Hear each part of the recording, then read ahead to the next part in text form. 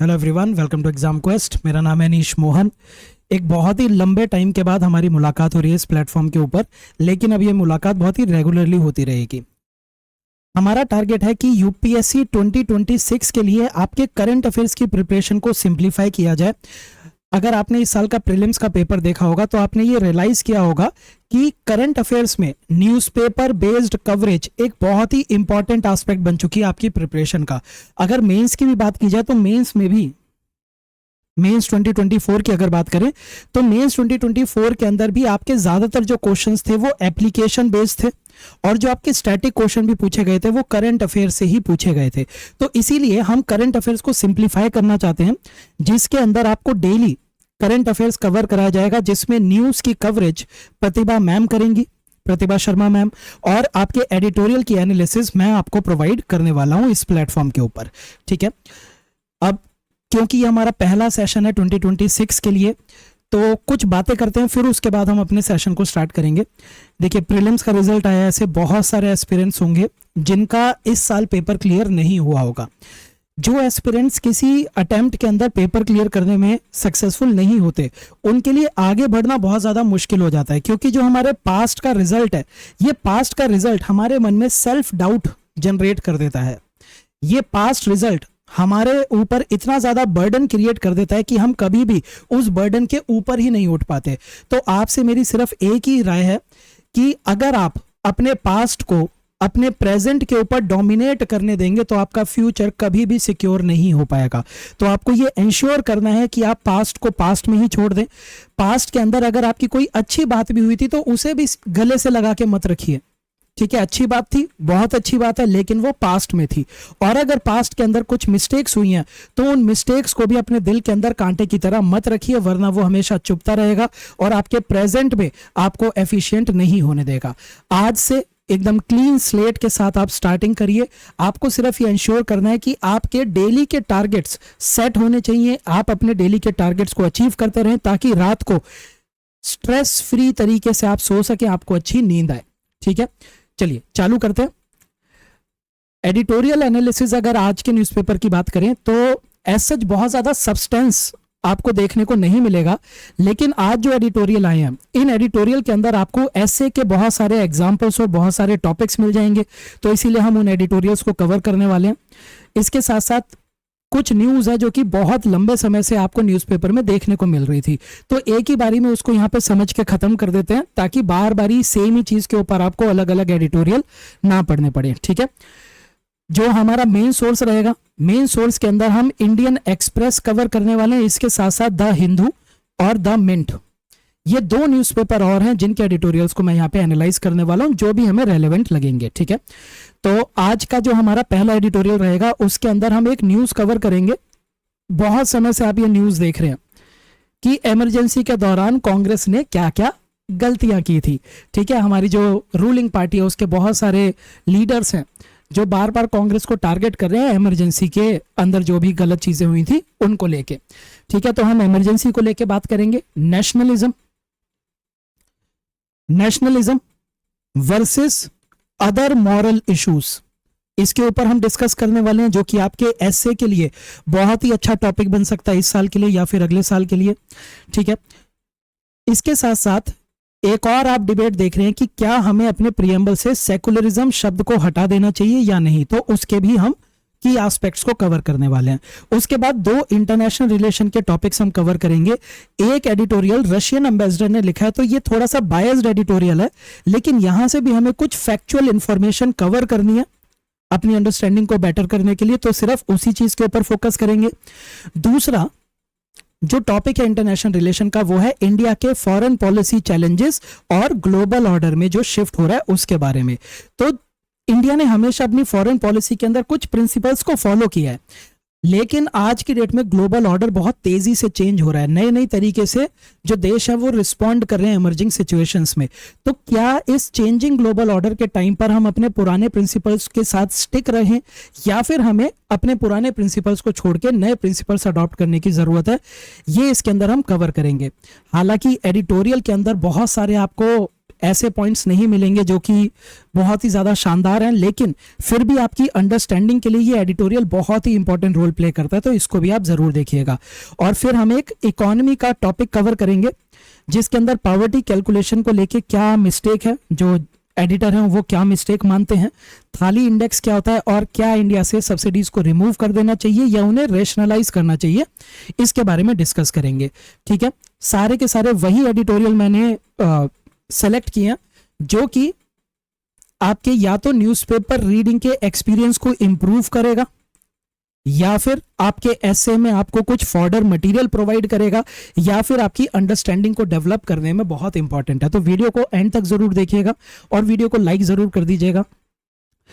हमेशा से मेरा ये टारगेट रहा है कि आपको डेली न्यूज़ की कवरेज मिले, लेकिन अकेले कवर करने की वजह से ये बहुत ही ज़्यादा मुश्किल हो जाता था, इसीलिए प्रतिभा मैम और मैं दोनों मिलकर इसको कवर करेंगे ताकि आपको एक होलिस्टिक कवरेज मिल जाए डेली न्यूज़पेपर की। ठीक है, चलिए चालू करते हैं। जो हमारा पहला एडिटोरियल है ये आपके इंडियन एक्सप्रेस के अंदर आ जाया है। इस एडिटोरियल में नेशनलिज्म के बारे में बात की गई है। तो पहले हम नेशनलिज्म की डेफिनेशन देख लेते हैं। देखिए, जब कोई एक ग्रुप ऑफ पीपल होते हैं, ग्रुप ऑफ पॉपुलेशन होता है, तो कई बारी ग्रुप ऑफ पॉपुलेशन आपस में एक कलेक्टिव आइडेंटिटी के साथ अपने आप को एसोसिएट कर लेता है। मान लीजिए ये जो ग्रुप है इसके अंदर जितने भी लोग थे उनका अपना कोई शेयर्ड लैंग्वेज रही हो या फिर कोई शेयर्ड टेरिटरी रही हो, जिस टेरिटरी के साथ ये अपने आप को एसोसिएटेड मानते हो, इनका कोई शेयर्ड रिलीजन रहा हो, कल्चर रहा हो, ट्रेडिशंस रहे हो।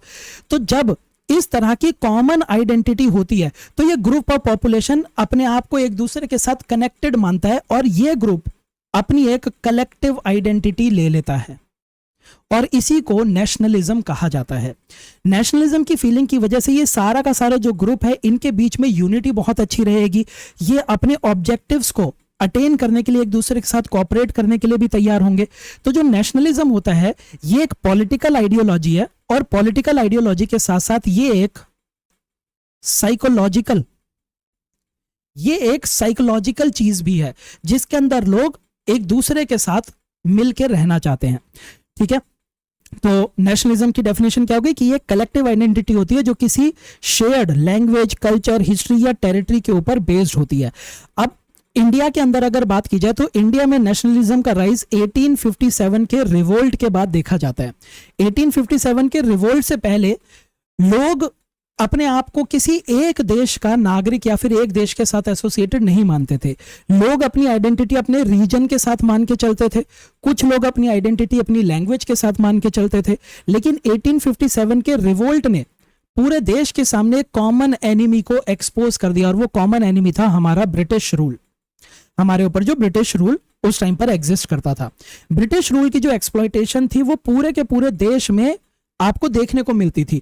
तो 1857 के रिवोल्ट के बाद लोगों को ये रियलाइज हो गया कि हम सब का कॉमन एनिमी है, हम सब एक ही कल्चर से बिलोंग करते हैं, तो ये पूरा का पूरा जो लैंड मास है ये एक देश है और हम इसी देश के निवासी हैं और हमें हमारे ऊपर से ये जो वाइट्स का रूल है इस वाइट्स के रूल को खत्म करना होगा और हमें अपना खुद का रूल स्टैब्लिश करना पड़ेगा। ठीक है, और 1857 के रिवोल्ट के बाद से ये नेशनलिज्म की फीलिंग धीरे धीरे इंक्रीज होती रही, जिसका एक एग्जांपल हमें देखने को मिलता है constitution of Indian national Congress. INC India की एक पैन इंडिया पार्टी बनती है। इससे पहले जितनी ऑर्गेनाइजेशन बन रही थी वो किसी एक ग्रुप को रिप्रेजेंट करती थी, but INC started representing the entire India. धीरे धीरे जैसे जैसे नेशनलिज्म और स्ट्रांग हुआ, हमारा फ्रीडम स्ट्रगल का जो मूवमेंट है वो भी मास मूवमेंट के अंदर कन्वर्ट होना चालू हो गया और इंडिया में नेशनलिज्म राइज होने लगा। ठीक है, अब जो एडिटर है, एडिटर क्या कहते हैं, वो कहते हैं कि नेशनलिज्म एक अच्छी चीज है, एक देश को यूनाइटेड रखने में नेशनलिज्म का रोल बहुत ही इंपॉर्टेंट होता है। लेकिन आज की डेट में हमारे जो पॉलिटिकल लीडर्स हैं वो नेशनलिज्म को एक पॉलिटिकल टूल की तरह इस्तेमाल करते हैं अपने एजेंडा को फर्दर करने के लिए। जब भी पॉलिटिकल लीडरशिप के सामने कोई डिफिकल्ट मॉरल इशू आता है तो वो इस मॉरल इशू से ध्यान डाइवर्ट करने के लिए इस मॉरल इशू को नेशनलिज्म के साथ लिंक कर देते हैं। अब इसको अगर मैं समझाना चाहूं तो मान लीजिए कोई पॉलिटिकल लीडर है और वो freedom of speech and expression को कर्ब कर रहा है। तो जब लोग उस पॉलिटिकल लीडर से ये सवाल करने लगेंगे कि हम डेमोक्रेसी में रहते हैं, हमारी freedom of speech and expression को क्यों कर्ब किया जा रहा है, तो पॉलिटिकल लीडर बोल देगा कि आप एंटी नेशनल हो, आप देश के खिलाफ बोलते हो सकता है कि वो इंसान देश के खिलाफ नहीं, उस लीडर के खिलाफ बोल रहा हो, लेकिन पूरा का पूरा मुद्दा जो है वो नेशनलिज्म के अराउंड रिवॉल्व करना चालू कर जाता है।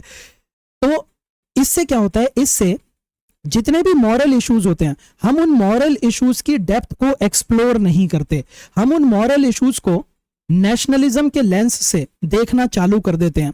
तो एडिटर के अकॉर्डिंग जो नेशनलिज्म है, नेशनलिज्म आज की डेट में हमारे ब्रेन में एक बाउंड्री की तरह सेट हो चुका है। जब भी कोई मॉरल इशू आता है, हम नेशनलिज्म की बाउंड्री से बाहर ही नहीं निकल पाते और उस मॉरल इशू को नेशनलिज्म के कंटेक्स्ट में ही देखना चालू कर देते हैं। ठीक है, जिसकी वजह से हमारा जो विजन है, हमारा विजन बहुत ही ज्यादा नैरो होता जा रहा है।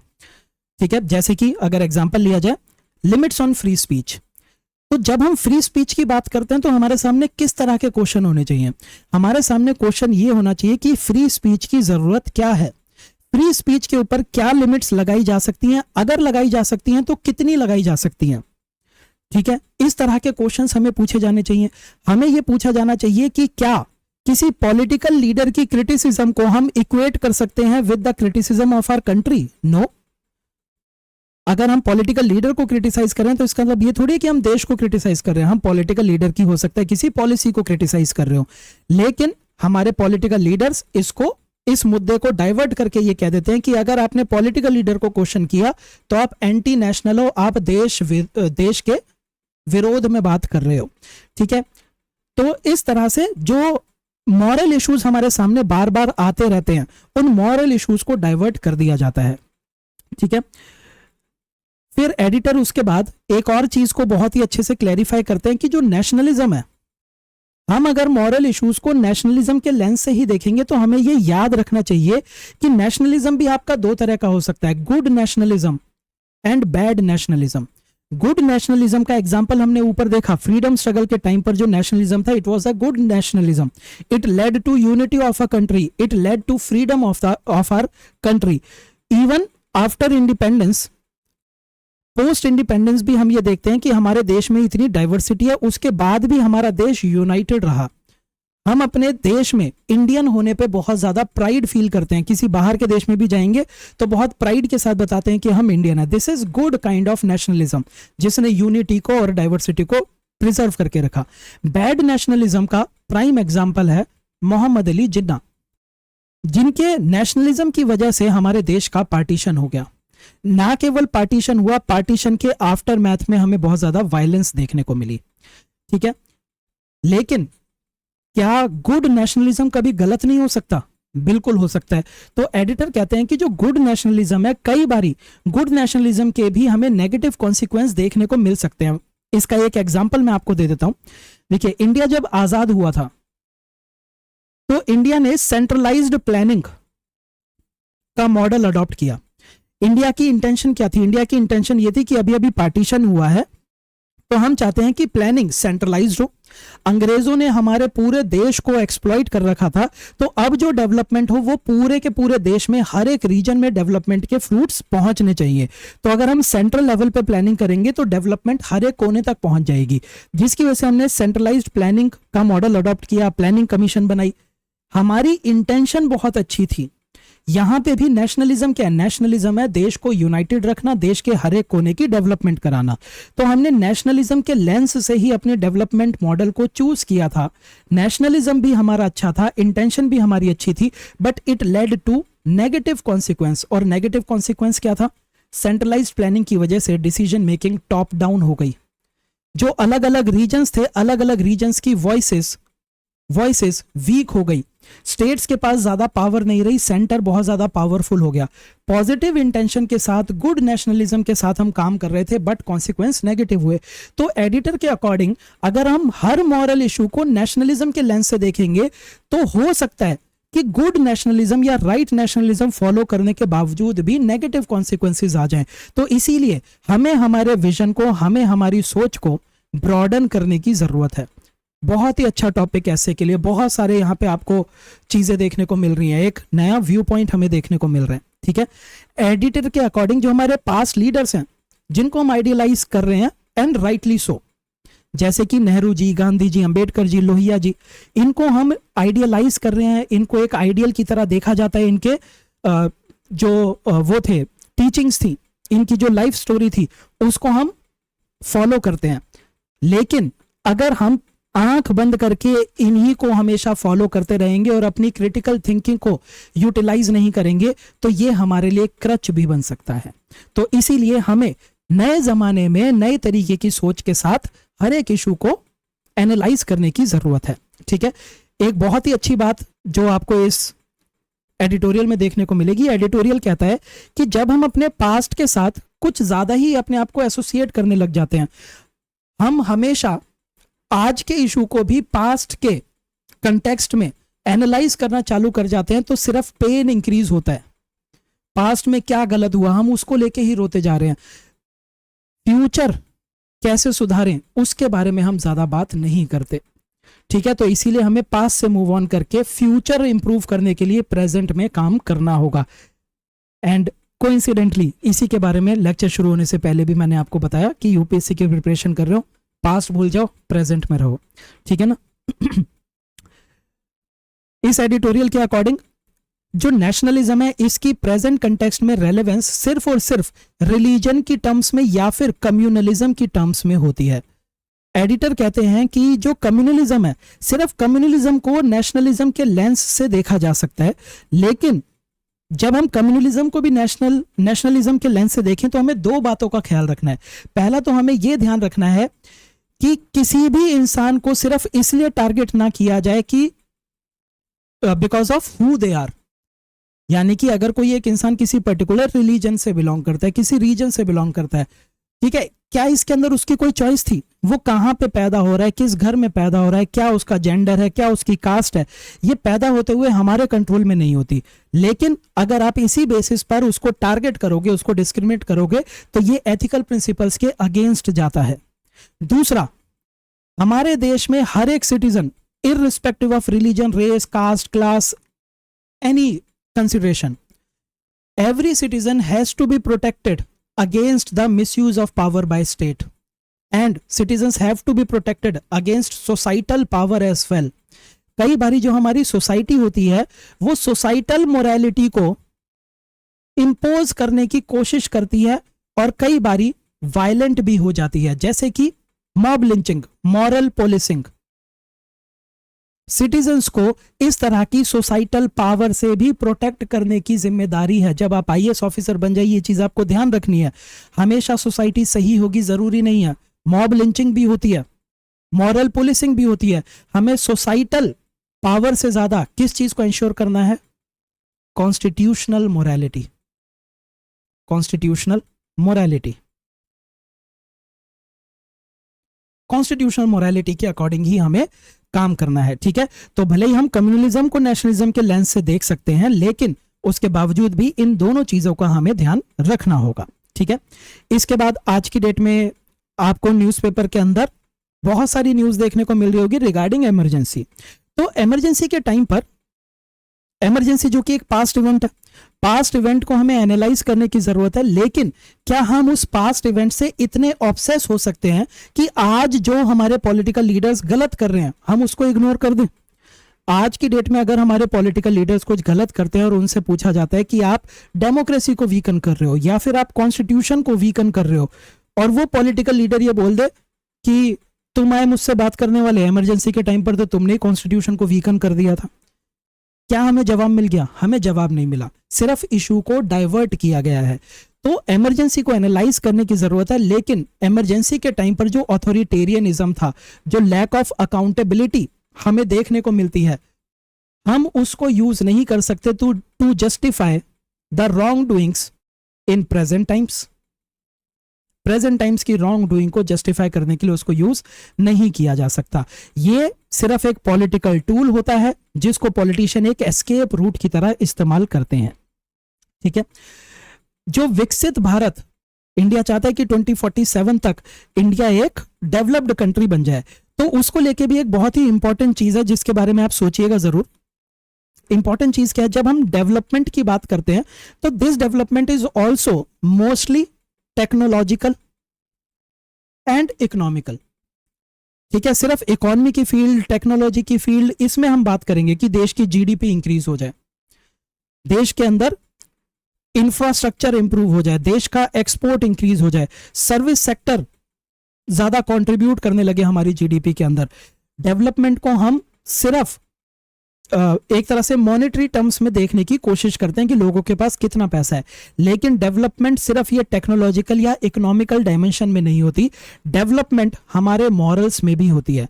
जैसे जैसे एक सोसाइटी डेवलप हो रही है वैसे वैसे हमें हमारे मॉरल्स को भी डेवलप करना होगा according to the changing circumstances, जहां पे हमें नए तरीके के मॉरल वैल्यूज को क्वेश्चन करना होगा, उनको उनके ऊपर डिस्कशन करनी होगी, ताकि जो नए चैलेंजेस आ रहे हैं उन नए चैलेंजेस में हम उन मॉरल क्वेश्चंस को ज्यादा अच्छे से डील कर सके। ठीक है, तो अगर हमें एक विकसित भारत बनना है तो हमें डेमोक्रेटिक रेजिलियंस चाहिए। जब इमरजेंसी थी 1975 में, उस टाइम पर इंदिरा गांधी जी ने एक कॉल दी थी, call for committed bureaucracy, committed bureaucracy, a call for committed judiciary and a call for committed media. ये कोई पॉजिटिव टर्म नहीं होती, कमिटेड ब्यूरोक्रेसी, जुडिशरी, मीडिया, ये एक नेगेटिव टर्म होती है। इसका मतलब ये है कि ब्यूरोक्रेसी, जुडिशरी और मीडिया कमिटेड है to the vision of executive. Executive जो बोलेगा ये आंख बंद करके कर देंगे, और ये डेमोक्रेटिक वैल्यूज को प्रोटेक्ट करने की बजाय सिर्फ और सिर्फ एग्जीक्यूटिव की जो भी बात है उसको मानते रहेंगे। जुडिशरी, ब्यूरोक्रेसी और मीडिया ये एक तरह से सेफ गार्ड है जो हमारे देश के अंदर डेमोक्रेसी को प्रोटेक्ट करके रखते हैं। ये ऐसे इंस्टीट्यूशंस हैं। इमरजेंसी के टाइम पर ये इंस्टीट्यूशंस पूरी तरह से कमजोर हो चुके थे। एग्जीक्यूटिव जो बोलता था वही सारा का सारा काम किया जाता था। जुडिशरी में आपको एडीएम जबलपुर केस पता होना चाहिए, जहां पे जुडिशरी ने एग्जीक्यूटिव की आर्बिट्रेरी डिसीजंस को भी अपहोल्ड कर दिया। मीडिया की अगर बात की जाए तो दूरदर्शन हो गया, ऑल इंडिया रेडियो हो गया, ये पूरी तरह से गवर्नमेंट का माउथपीस बन चुका था। गवर्नमेंट जो बोलती थी वही आपके डीडी और ऑल इंडिया रेडियो पे दिखाया जाता था। ब्यूरोक्रेसी इतनी ज्यादा कमजोर हो चुकी थी कि यह कहा जाता है कि when bureaucracy was asked to bend, it crawled. कि जब ब्यूरोक्रेसी को बैंड करने के लिए कहा था तो उन्होंने कहा झुकना क्या है, हम तो आपके सामने रेंगने को भी तैयार हैं। यानी कि बिल्कुल ही कमजोर हो चुकी थी। ठीक है, तो जो विकसित भारत है, विकसित भारत में हम ये बर्दाश्त नहीं कर सकते। विकसित भारत में हमारे इंस्टीट्यूशंस, हमारी फ्रीडम डिफेंड होनी चाहिए ताकि हमारी डेमोक्रेसी स्ट्रांग हो। कुछ एथिकल वैल्यूज के ऊपर हमें क्लैरिटी चाहिए, लाइक जस्टिस, इक्वालिटी, डिग्निटी, इनका असली मतलब क्या है। ठीक है, जिसके अंदर सिर्फ मेजॉरिटी का ख्याल ना रखा जाए बल्कि माइनॉरिटी को भी ये सारी की सारी वैल्यूज मिलने चाहिए। डेवलपमेंट हमारी इंक्लूसिव होनी चाहिए, सस्टेनेबल होनी चाहिए, पब्लिक डिस्कोर्स रेशनल होना चाहिए ना कि इमोशनल। आज की डेट में इंडिया का जो पॉलिटिकल कल्चर है it is marked by emotions. जब वोट देने जाते हैं हम तो रिलीजन और कास्ट के बेस पर वोट देते हैं। क्यों? क्योंकि इमोशनल पॉलिटिकल कल्चर है। ठीक है, नेताजी क्या बोल रहे हैं कि आपके हॉस्पिटल और स्कूल्स में क्या करवाएंगे हमें फर्क नहीं पड़ता। आपके घर के पास वाली रोड टूटी है तो टूटी रहे, हमें फर्क नहीं पड़ता। लेकिन वो हमारे पड़ोसी देश को कितना उल्टा सीधा बोल रहे हैं इसके बेसिस पर हम वोट देंगे, है ना। तो रेशनैलिटी कहती है कि आप फैक्ट्स को चेक करो, आप ये देखो कि एक्चुअली में हमारी लाइफ के अंदर ऐसी कौन सी चीजें हैं जो डिफरेंस लेके आएगी, हमारी क्वालिटी ऑफ लाइफ को, हमारे स्टैंडर्ड ऑफ लिविंग को इंप्रूव करेगी, इमोशंस पे नहीं। तो जो पब्लिक डिस्कशन है वो भी इमोशंस पर नहीं होनी चाहिए। आप किसी भी इशू को नेशनलिज्म का मुद्दा मत बनाइए, उसको उसी इशू का मुद्दा रहने दीजिए और उस इशू पे डिस्कस करिए। ठीक है, एजुकेशन और रिसर्च में इनोवेशन होनी चाहिए। जो हमारा फ्यूचर इंडिया है उस फ्यूचर इंडिया की core values liberty, justice, equality, fraternity, ये सारी होनी चाहिए। इसके साथ साथ रिस्पॉन्सिबिलिटी। रिस्पॉन्सिबिलिटी का मतलब है that our institutions should be responsible to the people of India and the people of India should participate in the decision making and administration। आप पॉलिटी से मुंह नहीं मोड़ सकते क्योंकि पॉलिटी आपकी लाइफ को अफेक्ट कर रही है, तो सिटीजन्स को भी एंगेज करने की जरूरत है इंस्टीट्यूशंस के साथ। ठीक है, imagination so that we can move ahead from our past, we can move towards the future। Moral courage होना चाहिए। मॉरल करेज क्यों चाहिए? कई बारी हम सही चीज के लिए भी आवाज नहीं उठाते। हमारे घर के पास में कहीं पर डोमेस्टिक वायलेंस हो रही है and we choose to remain silent. Why? We do not have the moral courage, है ना। जो भी पावरफुल है, हम पावरफुल को कन्फ्रंट नहीं कर पाते, वो नहीं होना चाहिए। फ्यूचर इंडिया के पास मॉरल करेज होनी चाहिए ताकि हम वीक को डिफेंड कर सके और पावर को कन्फ्रंट कर सके। ठीक है, अब यहां से आपको बहुत ज्यादा प्रीलिम्स के पॉइंट भले ही ना मिले, लेकिन एसए के लिए एक तरह से मैंने पूरा का पूरा एसए ही यहां पे डिस्कस किया है, तो इसको रीड जरूर कीजिएगा। ठीक है, पॉइंट्स को याद करने की कोशिश जरूर कीजिएगा। आगे बढ़ते हैं।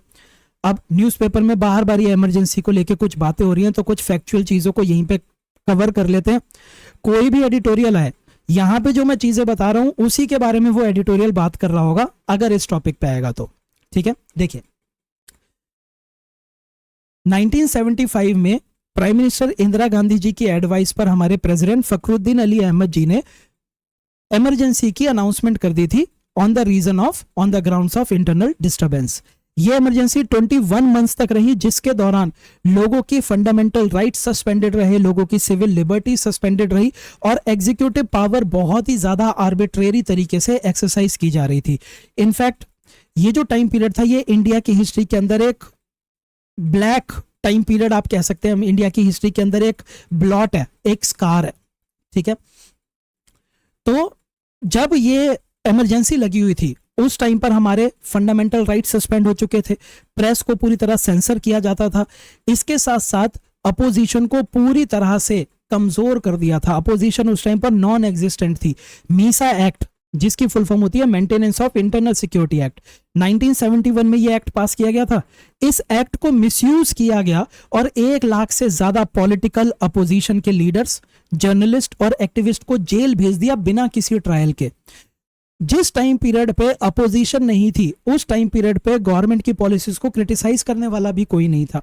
आर्टिकल 356 का आर्बिट्रेरी मिसयूज हुआ, जिसमें स्टेट गवर्नमेंट्स को डिसमिस कर दिया गया। जुडिशरी को भी पूरी तरह से कमिटेड जुडिशरी बना दिया गया था। जो आपके जजेस की वो होती है, चीफ जस्टिस बनाए जाते हैं, उसके अंदर सीनियरिटी को फॉलो किया जाता है, उसको भी फॉलो नहीं किया गया। जस्टिस HR खन्ना जी का अगर आपको केस ना पता हो तो कभी इसको रीड करके देखिएगा। ठीक है ना, तो इस तरह से इमरजेंसी के टाइम पर गवर्नमेंट बहुत ही आर्बिट्रेरी तरीके से काम कर रही थी और इसी टाइम पीरियड के दौरान गवर्नमेंट ने 42nd अमेंडमेंट हमारे संविधान का पास किया और इस अमेंडमेंट से उसने हमारे कॉन्स्टिट्यूशन के अंदर बहुत सारे चेंजेस किए, जिन चेंजेस के अंदर उन्होंने प्रियम्बल में 3 वर्ड्स ऐड किए। जो 42nd अमेंडमेंट था, ये सरदार सोरन सिंह कमेटी की रिकमेंडेशन पर लाया गया था।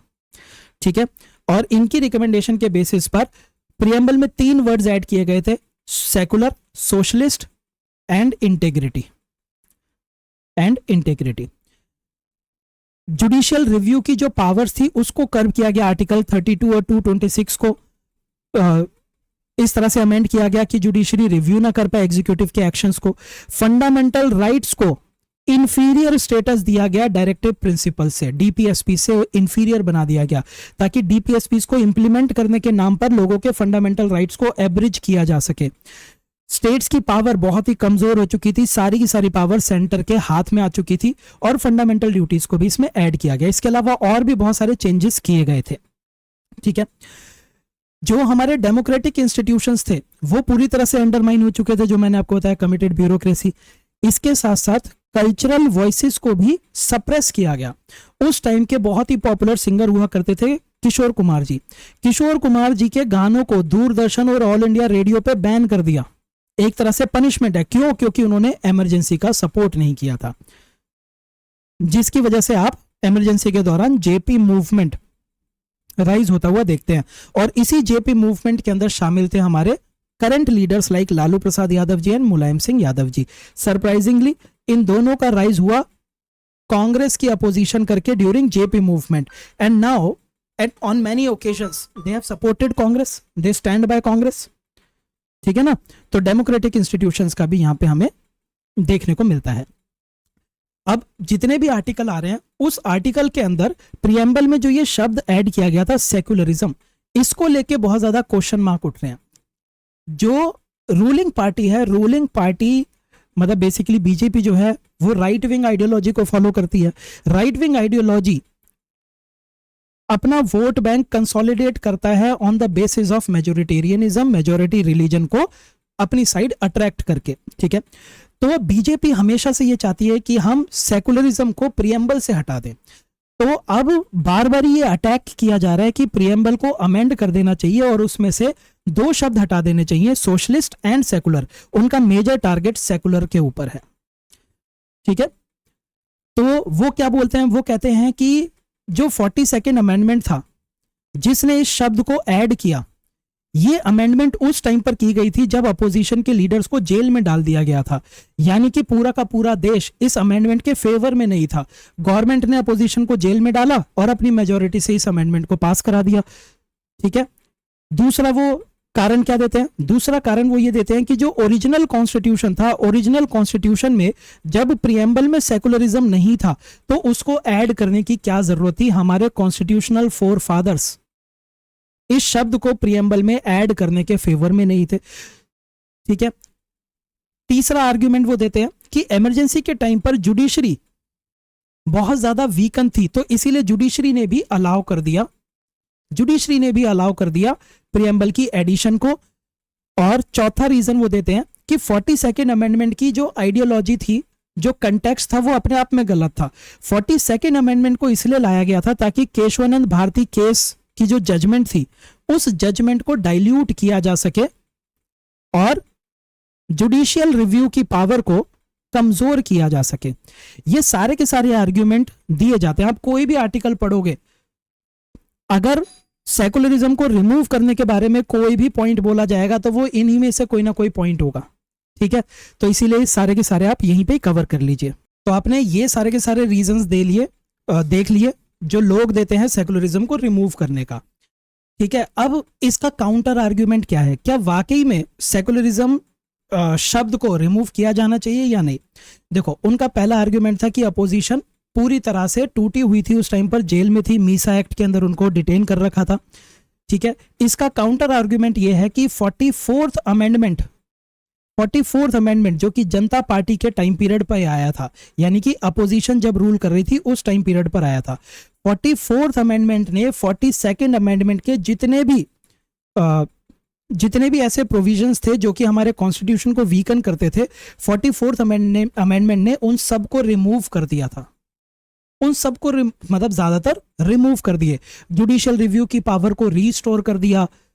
ठीक है, तो 44th अमेंडमेंट में भी प्रियम्बल से इन शब्द को रिमूव नहीं किया गया। तो क्या ये एक क्लियर इंडिकेशन नहीं है कि उस टाइम पर जो अपोजिशन थी, अपोजिशन को भी प्रॉब्लम नहीं थी कि प्रियम्बल के अंदर ये शब्द ऐड किए गए, है ना। अगर प्रॉब्लम होती तो वो 44th अमेंडमेंट से इनको भी रिमूव कर देते। दूसरा जो आर्ग्यूमेंट था कि ओरिजिनल प्रियम्बल के अंदर सेकुलरिज्म नहीं था, यानी कि हमारे फोर फादर्स कभी भी इंडिया के कॉन्स्टिट्यूशन को सेकुलर कॉन्स्टिट्यूशन नहीं बनाना चाहते थे। इस आर्ग्यूमेंट की काउंटर आर्ग्यूमेंट है फंडामेंटल राइट्स आर्टिकल 25 to 28। ये सारे के सारे आर्टिकल इंडिया के अंदर सेकुलरिज्म को स्टैब्लिश करते हैं, और ये आर्टिकल हमारे ओरिजिनल कॉन्स्टिट्यूशन में थे। तो भले ही हमारे प्रियम्बल में सेकुलरिज्म शब्द नहीं था, लेकिन जो ये आर्टिकल थे वो हमारे देश को एक सेकुलर देश ही बनाते हैं। ठीक है, तीसरा जुडिशरी को ये कहा जाता है कि जुडिशरी उस टाइम पर कमजोर थी, इसलिए जुडिशरी ने इसको रिमूव नहीं किया। लेकिन फ्यूचर में क्या हुआ, फ्यूचर में केशवानंद भारती केस की अगर बात की जाए तो केशवानंद भारती केस ने बहुत ही क्लियर टर्म्स में ये कहा कि सेकुलरिज्म हमारे संविधान का बेसिक स्ट्रक्चर है which can not be amended और deleted. Kesavananda Bharati already Kesavananda Bharati case में ऑलरेडी सुप्रीम कोर्ट ये मान चुका था कि सेकुलरिज्म हमारे कॉन्स्टिट्यूशन का एक बेसिक स्ट्रक्चर है। एसआर बोमई केस के अंदर यह बोल दिया गया कि अगर कोई राज्य सेकुलर नहीं होगा तो उसको डिसमिस किया जा सकता है। 2024 के अंदर यानी कि रीसेंट पास्ट में भी सुप्रीम कोर्ट की रूलिंग आई थी जिसमें उन्होंने कहा, मतलब केस आया था जिसमें एक प्ली आई थी सुप्रीम कोर्ट के सामने कि प्रियम्बल से सेकुलर शब्द हटा दिया जाए। सुप्रीम कोर्ट ने इस प्ली को ही डिसमिस कर दिया। उन्होंने कहा कि ये जो शब्द है इससे गवर्नमेंट की पॉलिसी में कोई भी नेगेटिव इंपैक्ट नहीं पड़ रहा, प्लस सेकुलरिज्म हमारे संविधान की कॉन्स्टिट्यूशनल मोरालिटी के साथ अडेयर करता है, तो इसको रिमूव नहीं किया जाना चाहिए। तो जुडिशरी भी इसी फेवर में है कि सेकुलरिज्म शब्द को रिमूव नहीं किया जाना चाहिए। ठीक है, तो these are all the counter arguments जो कि दिए जाते हैं। अच्छा, एक और आर्ग्यूमेंट दिया जाता है अपोजिशन के द्वारा दैट सेकुलरिज्म या फिर जो सेकुलर शब्द है ये एक वेस्टर्न कॉन्सेप्ट है और हम वेस्टर्न कॉन्सेप्ट को इंडिया के ऊपर इंपोज कर रहे हैं। जो हमारे कॉन्स्टिट्यूशनल फोर फादर्स थे उन्होंने जब फंडामेंटल राइट्स के अंदर ये सेकुलर फीचर्स इंक्लूड किए तो हमारे कॉन्स्टिट्यूशनल फोर फादर्स इतने फोर साइटेड थे, इतनी दूरदृष्टि थी उनके पास कि उन्हें यह पता था कि इंडिया जैसे डाइवर्स कंट्री के अंदर अगर हम सेकुलरिज्म लेके आ रहे हैं तो हमारा सेकुलरिज्म कॉपी पेस्ट सेकुलरिज्म नहीं हो सकता। जैसा सेकुलरिज्म वेस्ट में फॉलो किया जाता है वैसा सेकुलरिज्म इंडिया में फंक्शनल नहीं होगा और हमारी सोसाइटी को वो हार्म कर सकता है। तो इसीलिए इंडिया का जो सेकुलरिज्म है it is not a copy paste model of western secularism. India का सेकुलरिज्म इंडिया के कंटेक्स्ट में रखा गया। मैं एक काम करता हूं, आपको बता ही देता हूं। यहां पे देखो, यूएस का सेकुलरिज्म क्या कहता है कि स्टेट और रिलीजन सेपरेट है, स्टेट का अपना कोई ऑफिशियल रिलीजन नहीं होगा, स्टेट रिलीजन के अफेयर्स में इंटरफेयर नहीं करेगा, रिलीजन स्टेट के मैटर्स में इंटरफेयर नहीं करेगा। तो यूएस के अंदर स्टेट और रिलीजन को दो सेपरेट चैम्बर्स में रखा गया है जो आपस में बिल्कुल भी इंटरफेयर नहीं कर सकते। ठीक है, ये वेस्टर्न कॉन्सेप्ट है। फ्रांस के अंदर किस तरह का सेकुलरिज्म है? फ्रांस का सेकुलरिज्म कहता है कि स्टेट और रिलीजन सेपरेट है, स्टेट का कोई भी ऑफिशियल रिलीजन नहीं है। जो स्टेट है वो ये इंश्योर करेगा कि रिलीजन कभी भी पब्लिक स्पेस में दिखाई ना दे।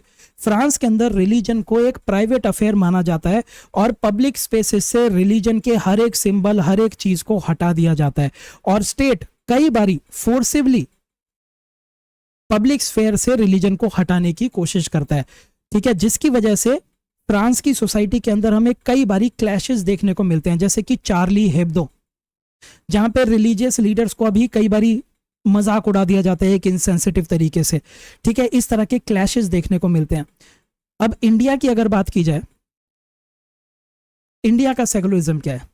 इंडिया का सेकुलरिज्म कहता है कि स्टेट और रिलीजन सेपरेट हैं, स्टेट का कोई भी ऑफिशियल रिलीजन नहीं होगा, रिलीजन कभी भी स्टेट के मैटर्स में इंटरफेयर नहीं करेगा, लेकिन स्टेट अगर चाहे तो वो रिलीजन के कुछ मैटर्स में इंटरफेयर कर सकता है। किन मैटर्स में? रिलीजन के सेकुलर मैटर्स में, जैसे कि रिलीजन के फाइनेंशियल मैटर्स, रिलीजन के फाइनेंशियल मैटर्स के अंदर इंटरफेयर किया जा सकता है, रिलीजन के एडमिनिस्ट्रेशन के अंदर इंटरफेयर किया जा सकता है, अकाउंट्स कैसे मैनेज किए जाएंगे उसमें इंटरफेयर किया जा सकता है। ऑल्सो हमारे कॉन्स्टिट्यूशनल फोर फादर्स को यह पता था कि इंडिया के अंदर रिलीजन एक इंसान की आइडेंटिटी है, रिलीजन डिटरमाइन करता है कि एक इंसान कैसे सोचेगा, तो रिलीजन से इंसान को सेपरेट नहीं किया जा सकता। इसीलिए हमारे कॉन्स्टिट्यूशनल फोर फादर्स ने कहा कि हर एक इंसान को अपने पसंद के रिलीजन को प्रैक्टिस, प्रोफेस और प्रोपगेट करने की आजादी है, नहीं तो वो अपनी कॉन्शियंस को भी फॉलो कर सकता है। ठीक है, लेकिन हमारे कॉन्स्टिट्यूशनल फोर फादर्स को यह भी पता था कि रिलीजन के अंदर कुछ ऐसी चीजें हैं जो चेंजिंग टाइम्स के साथ हो सकता है, रिफॉर्म करने की जरूरत पड़े। तो हमारा जो सेकुलरिज्म है वो स्टेट को पावर देता है कि स्टेट रिलीजन में इंटरफेयर कर सकता है फॉर रिफॉर्म्स।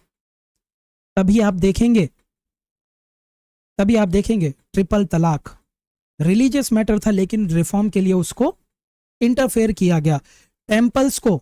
टेम्पल्स के गेट्स को ओपन करना इवन फॉर एससीज, जिनको शायद टेम्पल में घुसने की आजादी भी नहीं होती थी, रिफॉर्म के लिए इंटरफेयर किया गया।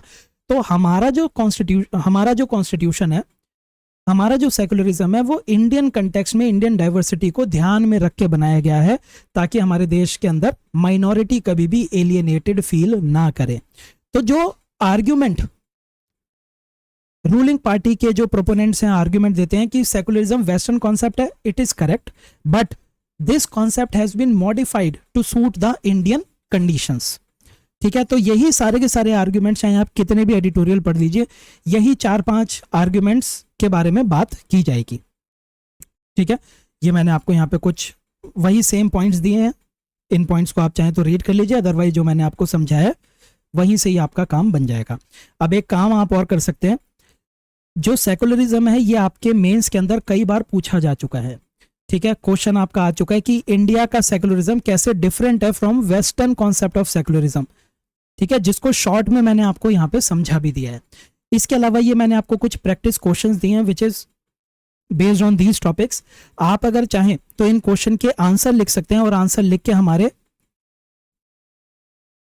टेलीग्राम चैनल को और टेलीग्राम ग्रुप को ज्वाइन कर सकते हैं। ग्रुप के अंदर आप चाहें तो अपने आंसर्स को पोस्ट कर सकते हैं। इस ग्रुप के अंदर आपको अराउंड 1500 के आसपास पार्टिसिपेंट्स देखने को मिलेंगे। तो आपके जो आंसर्स हैं वो एक तरह से पीयर रिव्यू हो सकते हैं। ठीक है, क्योंकि सेम क्वेश्चन है, इन सेम क्वेश्चन के ऊपर आप आंसर लिखेंगे सबके सब, तो रिव्यू करना आसान हो जाता है। तो आप आपस में रिव्यू कर सकते हैं, एक दूसरे के आंसर्स को रीड करके बेटर आइडिया ले सकते हैं कि किस तरह से आप आंसर लिख पाएंगे। ठीक है, चलिए अगले टॉपिक के ऊपर चलते हैं। इंटरनेशनल रिलेशन का टॉपिक है, बहुत ही बायस्ड एडिटोरियल है, रशियन एम्बेसडर ने लिखा है, the west and its echo chamber. ठीक है, अभी क्या हुआ था, जून 2025 के अंदर यूक्रेन के प्रेसिडेंट व्लादिमीर जेलेंस्की और काउंसिल ऑफ यूरोप के सेक्रेटरी जनरल एलेन बरसेत ने एक एग्रीमेंट साइन किया, जिसमें इन्होंने कहा कि हम एक स्पेशल ट्राइब्यूनल बनाएंगे और ये ट्राइब्यूनल रशिया की पॉलिटिकल और मिलिट्री लीडरशिप के जो यूक्रेन में अग्रेशन हुआ था उसके क्राइम्स को इन्वेस्टिगेट करेंगे। ठीक है, कि कहीं रशिया के लीडर्स ने यूएन चार्टर को वायलेट तो नहीं किया। तो जो रशिया के एम्बेसडर हैं वो अपना व्यू पॉइंट दे रहे हैं, बेसिकली रशिया का व्यू पॉइंट है, वो कहते हैं कि जो ये ट्राइब्यूनल बनाने की बात की जा रही है ये इललेजिटिमेट है। स्पेशल ट्राइब्यूनल क्या होता है, पूरी दुनिया के अंदर सिर्फ एक बॉडी ऐसी है जो कि एक्ट्स ऑफ अग्रेशन को डिटरमाइन कर सकती है और लीगल एक्शन ले सकती है, और वो बॉडी है यूनाइटेड नेशन सिक्योरिटी काउंसिल। ये काउंसिल ऑफ यूरोप के सेक्रेटरी जनरल कौन है हमें क्या पता, ये एक देश का प्रेसिडेंट है। क्या ये दोनों मिलकर इस तरह की इललेजिटिमेट बॉडी बना सकते हैं या नहीं बना सकते? वो कह रहे हैं नहीं बना सकते। ठीक है, तो काउंसिल ऑफ यूरोप और यूक्रेन का कोई भी लीगल मैंडेट नहीं है, और उन्होंने इस स्पेशल ट्राइब्यूनल को एक सूडो लीगल टूल बताया है। वो कहते हैं कि यूक्रेन सिर्फ एक नैरेटिव क्रिएट कर रहा है। अभी अगर आपको न्यूज़पेपर फॉलो कर रहे होंगे तो आपको पता चलेगा कि यूक्रेन और रशिया के बीच में डायलॉग को लेके डिस्कशन स्टार्ट हो रही है कि दोनों के दोनों डायलॉग करेंगे। ठीक है, किसी रेजोल्यूशन की तरफ आने की कोशिश करें, मतलब इस तरह के एफर्ट्स किए जा रहे हैं। तो रशिया कह रहा है कि इस तरह की बॉडी बना के एक तरफ आप हमारे ऊपर ड्रोन से हमला कर रहे हो, दूसरी तरफ आप हमसे डायलॉग करना चाहते हो। ये दोनों ही चीजें आपस में कंपैटिबल नहीं है। आप हमला करते करते डायलॉग कैसे करोगे?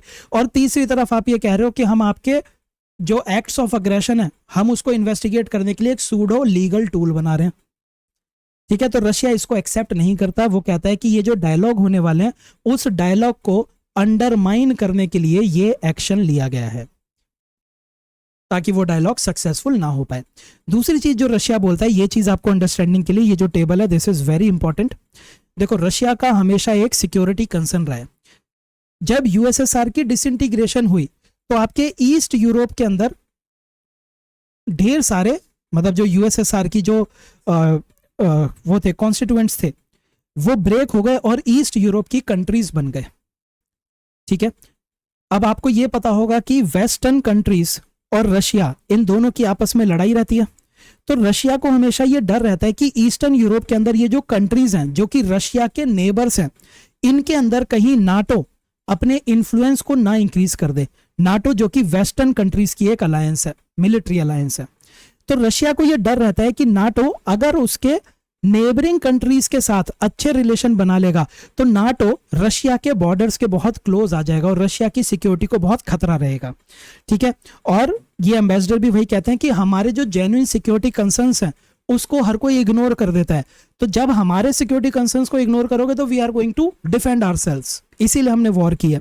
ठीक है, तो ये टेबल आपको याद रखनी है कि जो यूक्रेन है 2014 के अंदर यूक्रेन ने ये इंटेंशन दिखाई थी कि वो नाटो ज्वाइन करना चाहता है, a neighbour of Russia, NATO join कर लेगा तो नाटो यूक्रेन तक पहुंच गई, यूएस अपने वेपन्स यूक्रेन में रखने लगेगा, अपनी ट्रूप्स यूक्रेन में रखने लगेगा जो कि रशिया के बहुत क्लोज है, तो रशिया को डर लगने लगा, उसने क्रीमिया को एनेक्स कर लिया। फिर उसके बाद अब जो वॉर चल रही है वो आपको पता ही है। Georgia another neighbour of Russia, ये भी एक एस्पायरिंग मेंबर है। 2008 में इसने अपनी इंटेंशन दिखाई थी कि मैं नाटो को ज्वाइन करना चाहता हूं, रशिया अटैक्ड इट और इसकी कुछ टेरिटरीज को इससे ब्रेक अवे कर दिया। एस्टोनिया, लाटविया, लिथुआनिया, इन्होंने 2004 में ही नाटो को ज्वाइन कर लिया था। पोलैंड और रोमानिया ये भी नाटो को ज्वाइन कर चुके हैं। फिनलैंड और स्वीडन ये नाटो को 2023 और 2024 रिस्पेक्टिवली ज्वाइन कर चुके हैं। तो रशिया के नेबरहुड में आपको नाटो की प्रेजेंस देखने को मिल रही है, जिसकी वजह से रशिया एक सिक्योरिटी थ्रेट परसीव करता है अपने नेबरहुड के अंदर। ठीक है, इसको अगर आप चाहें तो इसको आप इग्नोर कर सकते हैं, ये रूल बेस्ड ऑर्डर, क्योंकि आप आंसर में ये चीज नहीं लिख के आएंगे। ठीक है ना। फिर रशिया के एम्बेसडर कहते हैं कि यूक्रेन ने भी तो वॉर क्राइम्स किए, उसको कवर अप करने की कोशिश करते रहते हैं। ठीक है, तो ये एडिटोरियल कहता है कि ये जो यहाँ पे ये बनाया जा रहा है, स्पेशल ट्राइब्यूनल बनाया जा रहा है, ये स्पेशल ट्राइब्यूनल सिर्फ इसलिए बनाया जा रहा है ताकि जो ग्लोबल साउथ की कंट्रीज हैं, अफ्रीका, एशिया, लैटिन अमेरिका की कंट्रीज हैं, उनको रशिया से दूर किया जा सके। इन कंट्रीज के अंदर ऐसा माहौल बनाया जा सके कि रशिया एक अग्रेसर है और इसको रशिया एक नियो कॉलोनियल टैक्टिक बताता है, जिससे वो न्यूट्रल और नॉन अलाइंड कंट्रीज को रशिया से दूर ले जाना चाहते हैं। ठीक है, फिर उसके बाद वही है कि यूक्रेन ड्रोन से हमला कर रहा है और पीस टॉक्स रिज्यूम होने वाली है, लेकिन ये एक डेलिब्रेट मूव है पीस टॉक से डीरेल करने के लिए। ठीक है, मतलब यहां से जो आपको मेजरली याद रखना है, एक तो जो चीज मैंने आपको बताई है ध्यान में रखने की कोशिश कीजिएगा, और ये जो मैंने कंट्रीज बताई हैं इसको एटलस पे, मैप पे लोकेट कीजिएगा, कौन सी बाल्टिक कंट्री है, कौन सी सी इसके आसपास पड़ती है, ये आपको कवर करना है। This is very important. ठीक है, चलिए ये वाला टॉपिक कवर करने से पहले हम इंटरनेशनल रिलेशन का एक और टॉपिक कवर करते हैं। देखो, इंडिया की foreign policy, very important topic. ठीक है, देखो ये जो एडिटोरियल है, ये एडिटोरियल बताता है कि आज की डेट में इंडिया की फॉरेन पॉलिसी के सामने कुछ बहुत ही सीरियस चैलेंजेस हैं। ये चैलेंजेस आपके स्ट्रेटेजिक और सिक्योरिटी चैलेंजेस हैं, जैसे कि पूरा का पूरा जियोपॉलिटिकल एनवायरनमेंट अभी वोलेटाइल हो रखा है। इजराइल ईरान की वॉर, रशिया यूक्रेन की वॉर, फिर आपका USA also attacked some areas और सम इंस्टॉलेशंस ऑफ ईरान। आपके यूएसए और चाइना, इनके बीच में भी हमें टेंशन देखने को मिलती है। फिर चाइना और पाकिस्तान का मिलिट्री नेक्सस इंक्रीज होता जा रहा है। इजराइल ईरान का कन्फ्लिक्ट देख लिया, यूएस चाइना की असर्टिवनेस।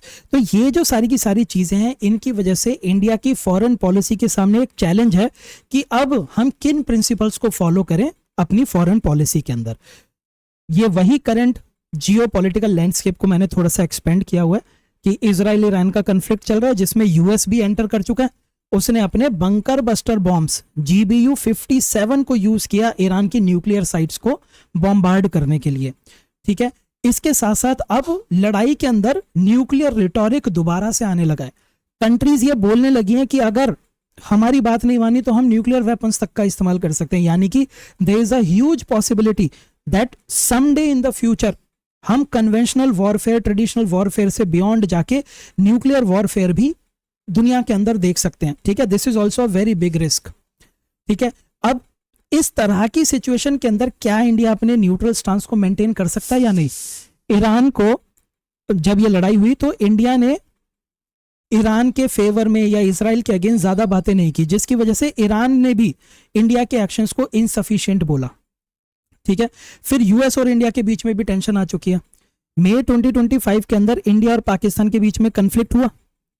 और कन्फ्लिक्ट के बाद यूएस प्रेसिडेंट ने ये क्लेम किया कि मैंने सीज फायर कराया, which India did not accept.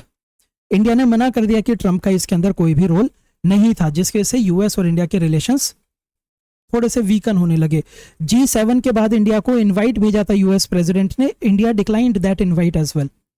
ठीक है, फिर ट्रंप ने पब्लिकली पाकिस्तान के फील्ड मार्शल असीम मुनीर को व्हाइट हाउस में लंच करवाया, जो कि क्लियरली दिखाता है कि अगर इंडिया यूएस से दूर जाएगा तो इंडिया को मिनट नहीं लगेगी अपना पार्टी चेंज करने में, तुरंत पाकिस्तान के पास पहुंच जाएगी।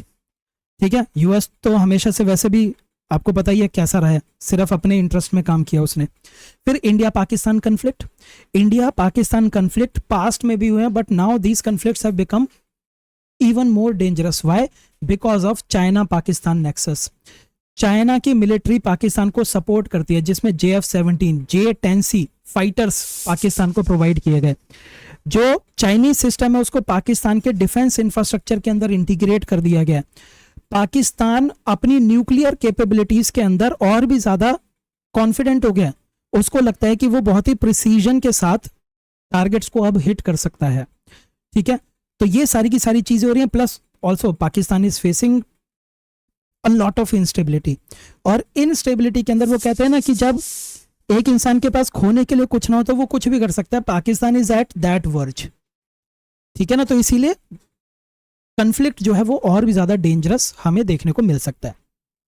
ठीक है, चाइना भी एक बहुत ही हार्ड स्टांस ले रहा है, तो अगर फ्यूचर में कभी भी कोई लड़ाई होती है तो ये एक नियर सर्टेनिटी बन चुकी है कि इंडिया को टू फ्रंट पे वॉर करनी पड़ेगी। एक तरफ उसको पाकिस्तान से लड़ना पड़ेगा, दूसरी तरफ उसको चाइना से लड़ना पड़ेगा। ठीक है, तो ये एक नियर सर्टेनिटी हो चुकी है। तो ये इस तरह की सिचुएशन जब इंडिया के सामने है तो इंडिया की फॉरेन पॉलिसी जो पास्ट में थी उसकी क्या क्या लिमिटेशन है। पास्ट में इंडिया नॉन अलाइनमेंट और न्यूट्रलिटी के ऊपर फोकस करता था। ठीक है, तो उसी पॉलिसी को फॉलो करके इंडिया ने ना तो इजराइल के फेवर में कुछ बोला ना ईरान के फेवर में बोला। This policy did not yield anything. ये जो नॉन अलाइनमेंट थी ये उस टाइम पर काम कर गई जब बायपोलर वर्ल्ड था, सिर्फ दो ही लीडर्स थे दुनिया के। आज की डेट में मल्टीपोलर कॉम्पिटिटिव वर्ल्ड बन चुका है, जिसके अंदर हम अगर साइड्स को चूज नहीं कर रहे हैं तो वो हमारी पॉलिसीज को वीकन करेगा। ठीक है, तो इंडिया को बहुत सारे जो ग्लोबल कन्फ्लिक्ट्स हैं उन ग्लोबल कन्फ्लिक्ट्स में एक तरह से साइडलाइन होते हुए आप देखेंगे, जिसमें इंडिया कोई भी क्लियर स्टैंड नहीं लेता इन फेवर और अगेंस्ट अ पार्टी। ठीक है, तो इंडिया इसी वजह से ग्लोबल इवेंट से बाहर होता जा रहा है।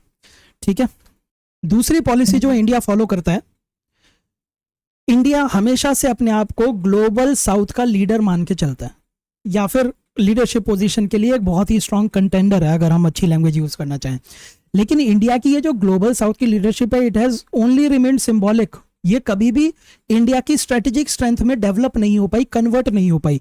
जिसका प्राइम एग्जांपल ये है कि जब मई 2025 में इंडिया पाकिस्तान का कन्फ्लिक्ट हुआ तो वेस्ट एशियन कंट्रीज जिसके साथ इंडिया के अच्छे रिलेशंस हैं, ग्लोबल साउथ का लीडर बोलता है ना इंडिया अपने आप को, वेस्ट एशियन कंट्रीज ने इंडिया की एड के लिए ना तो डिप्लोमेटिकली एड करी ना ही किसी और तरीके से एड करी। तो इंडिया की ग्लोबल साउथ की leadership has not become a strength for India. ठीक है, अब इस टाइम पर ग्लोबल और रीजनल ट्रेंड्स क्या हैं और इनसे इंडिया क्या क्या लेसन ले सकता है। देखो, आज की डेट में एक ट्रेंड बहुत ही क्लियर, इस पूरे पॉइंट में एक ही बात अच्छे से बताई गई है, that countries are moving away from soft power towards hard power. देशों के अंदर आज की डेट में हार्ड पावर फॉलो करने का हमें एक बहुत ही क्लियर एग्जांपल्स देखने को मिल रहे हैं। जैसे कि इजराइल ने प्रीएम्प्टिवली स्ट्राइक कर दिया ईरान के ऊपर, यूएस ने डिप्लोमेसी का सहारा नहीं लिया, मीडिएशन वगैरह की उसने ज्यादा कोशिश नहीं की, उसने भी हमला कर दिया। ठीक है, अगर हम शंग्रीला डायलॉग की बात करें तो शंग्रीला डायलॉग के अंदर भी ये एम्फेसाइज किया गया कि डिप्लोमेटिक एंगेजमेंट से ज्यादा जरूरी मिलिट्री स्ट्रेंथ हो चुकी है। यानी कि आज की डेट में जो ग्लोबल एनवायरमेंट है वहां पे हार्ड पावर को बहुत ज्यादा इंपॉर्टेंस दी जा रही है और सॉफ्ट पावर कहीं ना कहीं वीकन हो गई है। ऐसे में if India does not focus on improving it's hard power तो इंडिया पीछे रह जाएगा।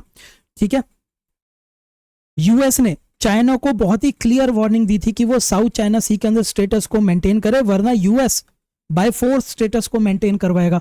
चाइना ने भी उतनी ही स्ट्रांगली उसको रिस्पांस दिया, उसने कहा कि मेरे रीजन में आके इंटरफेयर तो करके दिखा। ठीक है, यानी कि हार्ड पावर आज की डेट में बहुत ज्यादा हमें देखने को मिल रही है। तो ऐसे में इंडिया को अपनी टू फ्रंट वॉर डॉक्ट्रिन को रीअसेस करने की जरूरत है, जिसमें India should be prepared for a long duration conflict. अभी तक छोटी छोटी स्कर्मिशेस होती थी, लेकिन कभी भी लॉन्ग ड्यूरेशन कन्फ्लिक्ट होने के जो चांसेस हैं वो बन सकते हैं, जिसमें इंडिया को एक तरफ से पाकिस्तान और एक तरफ से चाइना से लड़ना पड़ सकता है। अब जो वॉरफेयर होगा it would be beyond traditional और कन्वेंशनल वॉरफेयर, जहां पे सिपाही मिसाइल्स ये सब काम करती हैं, ट्रेडिशनल वॉरफेयर। उसके बियॉन्ड आपको लड़ाई देखने को मिल सकती है, जिसमें इलेक्ट्रोमैग्नेटिक वॉरफेयर होगा, ड्रोन वॉरफेयर होगा, जो कि आपको आज की डेट में ईरान, इजराइल में, रशिया, यूक्रेन में देखने को मिल रहा है। तो it can be a reality for India as well. AI enabled targeting हो सकती है, साइबर अटैक्स हो सकते हैं। यूके का डिफेंस रिव्यू हुआ था, उसने भी आइडेंटिफाई किया था कि यूके को साइबर और इलेक्ट्रोमैग्नेटिक कमांड की जरूरत है, एम्यूनिशन स्टॉकपाइल्स करने की जरूरत है और नेशनल आर्मामेंट प्रोडक्शन सिस्टम बनाने की जरूरत है। हमें यूके के इस रिव्यू से सीख लेनी चाहिए और इंडिया को भी अपने एम्यूनिशन के रिजर्व्स को इंक्रीज कर देना चाहिए, डोमेस्टिक मैन्युफैक्चरिंग कैपेबिलिटीज इंक्रीज करनी चाहिए, आर्टिफिशियल इंटेलिजेंस और ड्रोन कैपेबिलिटीज को भी इंक्रीज करना चाहिए। चाइना का एक व्हाइट पेपर आया था, national security in the new era. ये जो व्हाइट पेपर था, इसने भी कहा था कि इकोनॉमिक और टेक्नोलॉजिकल डेवलपमेंट के साथ सिक्योरिटी इंटीग्रेटेड होनी चाहिए, जिसमें supply chain resilience, scientific innovation और डुअल यूज इंफ्रास्ट्रक्चर होना चाहिए। ठीक है, तो चाइना का व्हाइट पेपर भी बहुत क्लियर इंडिकेशन दे रहा है कि एक नई तरह की लड़ाई इंडिया को देखने को मिल सकती है। इसके साथ साथ इंडिया वर्सेस चाइना पाकिस्तान अब आपको देखने को मिलेगा। India won't fight China only, India would be fighting a nexus of China and Pakistan on two sides. China के न्यूक्लियर वॉरहेड 500 से भी ज्यादा अकॉर्डिंग टू सिप्री, पाकिस्तान के 172 180 हैं और इंडिया के 160 हैं। अगर हम चाइना और पाकिस्तान को कंबाइन करके उनकी एडवांटेज देखें तो वो नियरली 3:1 है। और अगर हम मिसाइल्स को और मल्टीपल री एंट्री व्हीकल्स को देखें तो उसमें चाइना और पाकिस्तान 5:1 की रेशियो में इंडिया से आ गया। तो इंडिया को अपने आप को प्रिपेयर्ड रखना पड़ेगा based on all these lessons. ठीक है, इसके साथ साथ इंडिया को और क्या करना चाहिए, अपनी आउटडेटेड न्यूट्रलिटी को हमें अबेंडन करना ही पड़ेगा। मल्टीपोलर वर्ल्ड के अंदर हमें इंटरेस्ट बेस्ड अलाइनमेंट करनी होगी ताकि हम अपनी स्ट्रेटेजिक ऑटोनॉमी बना सके। We can not stay on the sidelines while the world is engaging, चाहे वो हार्ड पावर के थ्रू ही क्यों ना एंगेज कर रहा हो, इंडिया साइड लाइन पे बैठ के बस देख रहा है। ठीक है, we can not afford it longer. हमें अपनी इन्वेस्टमेंट इंक्रीज करनी होगी इन सारे एस्पेक्ट्स में, एआई, साइबर वॉरफेयर और ड्रोन के ऊपर। हमें अपनी नेशनल डॉक्ट्रिन को long duration two front war के लिए क्रिएट करना पड़ेगा। ठीक है, रीजनल इंटेलिजेंस और अलायंसेस बनानी पड़ेंगी, जैसे कि Quad, I2U2, West Asia, Indian Ocean, South East Asia के अंदर मिलिट्री और नेवल एंगेजमेंट इंक्रीज करने की जरूरत है। अब एक बहुत ही अच्छा आर्टिकल है, बहुत सारे पॉइंट्स आपको यहां से मिले होंगे और मेंस के अंदर आपको ये सिक्योरिटी और इंटरनेशनल रिलेशन दोनों में देखने को मिल सकता है। इसके अगर आप कोई क्वेश्चन लिखना चाहते हैं तो ये क्वेश्चंस मैंने आपको दिए हैं, same Telegram channel, Telegram group, वहां पे आप इनको पोस्ट करिए, आपकी पीयर रिव्यू होने के चांसेस इंक्रीज हो जाएंगे। जितने ज्यादा लोग फ्रीक्वेंटली पोस्ट करेंगे उतने ज्यादा लोग एनकरेज होंगे टू रिव्यू योर आंसर्स। ठीक है, we have 1 year, even more than 1 year. तो 1 साल के अंदर if you are writing continuously and you are engaging in peer review तो ऑटोमेटिकली आपकी राइटिंग एबिलिटी इंप्रूव होगी। And if you are writing तो मैं भी आपके आंसर राइटिंग के लिए कुछ सेशन जरूर लूंगा सो दैट आप एक्चुअली में और भी ज्यादा इंप्रूव कर सकें। ठीक है ना, चलिए अब अपनी लास्ट एडिटोरियल को कवर करते हैं। Not much to study from this article, क्योंकि इसके अंदर जो एक्चुअल चीज आपको पढ़नी है वो आपके इकोनॉमी के स्टैटिक पोर्शन में कवर होती है। ठीक है, जो ये एडिटोरियल है इसके अंदर जो चीज लिखी हुई है मैं सिर्फ आपको वो बता रहा हूं। देखो, अभी रिसेंटली आपके पॉवर्टी के एस्टिमेट्स आए थे इंडिया के लिए। ठीक है, इस पॉवर्टी एस्टिमेट्स में स्टेट बैंक ऑफ इंडिया की एक रिपोर्ट पब्लिश की गई थी। रिपोर्ट के बारे में बात की गई थी कि रूरल पावर्टी इंडिया में 4.86% है और अर्बन पावर्टी 4.09% है। इस रिपोर्ट को बहुत ज्यादा हेल किया गया, गवर्नमेंट ने बहुत लाइमलाइट किया कि हमारे देखो हमारे देश से poverty has almost gone, poverty almost खत्म हो चुकी है। फिर वर्ल्ड बैंक की भी मार्च में रिपोर्ट आई जिसमें यह बोला गया कि इंडिया में केवल 2.8% एक्सट्रीम पावर्टी है रूरल एरिया में और अर्बन पावर्टी 1.1% है। तो ये एक बहुत ही अच्छा साइन है कि इंडिया से पावर्टी बहुत तेजी से रिड्यूस हुई है और इंडिया के अंदर पुअर बहुत ही कम हुए हैं। ऑलमोस्ट अब ये कह सकते हैं कि पावर्टी खत्म होने की कगार पे है। लेकिन जो एडिटर हैं, जो राइटर हैं इस आर्टिकल के, वो ये कहते हैं कि जो पावर्टी की एस्टिमेशन है वो फ्लॉड है। पावर्टी को एस्टिमेट किया जाता है on the basis of monthly per capita consumption expenditure, यानी कि हर महीने एक इंसान कितना मंथली एक्सपेंडिचर कर रहा है उसके बेसिस पर यह डिटरमाइन किया जाता है कि वो पुअर है या नहीं है। और ये जो एक्सपेंडिचर है, कंजम्पशन एक्सपेंडिचर, इसके अंदर ढेर सारी चीजें आती हैं, जैसे कि हाउसिंग के ऊपर कितना खर्चा हो रहा है, ठीक है, फिर आपका ट्रांसपोर्टेशन हो गया, मोबाइल कम्युनिकेशन हो गया, फूड हो गया, ठीक है। ऑथर ये कहता है कि जब कंजम्पशन एक्सपेंडिचर देखा जाता है तो हम पावर्टी के एस्टिमेट के लिए ये देखते हैं कि एक इंसान का मंथली पर कैपिटा कितना खर्चा हो रहा है, जिसमें आप इन सारी चीजों को देखते हैं, ठीक है। इसके अंदर जो फूड है, हो सकता है कि एक इंसान को फूड के ऊपर खर्चा करने के लिए ज्यादा पैसे ना बच रहे हो क्योंकि वो हाउसिंग पे ज्यादा खर्चा कर रहा है, ठीक है। उसका खर्चा तो हो रहा है लेकिन हो सकता है कि उसका फूड पे ज्यादा खर्चा नहीं हो पा रहा। तो हमारा जो आज की डेट में पावर्टी एस्टिमेशन की कैलकुलेशन है उसमें फूड के ऊपर ध्यान नहीं दिया जाता। फूड में भी जो ध्यान दिया जाता है वो कैलोरीज के ऊपर दिया जाता है कि एक इंसान कितनी कैलोरीज कंज्यूम कर रहा है, लेकिन कैलोरीज का मतलब न्यूट्रिशन नहीं होता। अगर कोई इंसान सिर्फ और सिर्फ रोटियां खा रहा है तो रोटियां खा के उसको अपने कार्बोहाइड्रेट्स मिल रहे हैं, हो सकता है कि वो सिर्फ और सिर्फ ग्रेन्स खा के, रोटी और चावल खा के अपनी कैलोरी की रिक्वायरमेंट को पूरा कर ले, लेकिन उसको प्रोटीन नहीं मिल रहा, उसको रिक्वायर्ड फैट्स नहीं मिल रहे, उसको विटामिन्स नहीं मिल रहे, उसको मिनरल्स नहीं मिल रहे। न्यूट्रिशन एक होलिस्टिक अप्रोच होती है और एडिटर ये कहता है कि हमें जो पावर्टी का एस्टिमेट करना चाहिए उसके अंदर हम सिर्फ मंथली कंजम्पशन एक्सपेंडिचर ना देखें बल्कि हम देखें थाली इंडेक्स। थाली इंडेक्स का मतलब है कि इंडिया के अंदर जो थाली होती है, इस थाली के अंदर कार्बोहाइड्रेट्स भी होते हैं, प्रोटीन भी होता है और फैट्स भी होते हैं। रोटी, चावल, आपके दाल, जो नॉनवेज खाते हैं उनके लिए मीट, मछली, ये सारी चीजें, और fats, milk plus fibre, salad, ठीक है। जो ये थाली होती है, ये थाली सिर्फ कैलोरी के ऊपर फोकस नहीं करता, ये पूरे के पूरे न्यूट्रिशन के ऊपर फोकस करता है। तो हमें पावर्टी एस्टिमेट थाली इंडेक्स बना देना चाहिए। थाली इंडेक्स के लिए जो हमारे इकोनॉमिस्ट हैं पुलापरे बालकृष्णा और अमन राज, उन्होंने ये थाली इंडेक्स सजेस्ट किया था। उन्होंने कहा था कि क्राइसिल के डेटा के अकॉर्डिंग इंडिया में ऑन एन एवरेज एक वेजिटेरियन थाली 30 रुपए की पड़ती है। क्राइसिल ने ये डेटा बनाने के लिए इंडिया के नॉर्थ, साउथ, ईस्ट और वेस्ट हर रीजन को स्टडी किया और यह कहा कि एक वेजिटेरियन थाली 30 रुपए की होती है इंक्लूडिंग सब्सिडाइज्ड फूड ग्रेन्स, ठीक है। तो पुलापरे बालकृष्णन और अमन राजन ने थाली इंडेक्स बताया जो कि फोकस करता है एक कल्चरली एक्सेप्टेड न्यूट्रिशनली बैलेंस्ड मील के ऊपर जिसमें कार्बोहाइड्रेट, प्रोटीन और वेजिटेबल्स भी हो। थाली इंडेक्स ये कहता है कि अगर कोई इंसान दिन में 2 थाली अफोर्ड कर पा रहा है तो वो पुअर नहीं है। अगर हम इस वाले इंडेक्स को पावर्टी कैलकुलेशन के लिए रखेंगे तो हमें रियल पिक्चर मिलेगी कि इंडिया में ऐसे कितने लोग हैं जिनको खाने की कमी है, फूड डेप्रीवेशन है।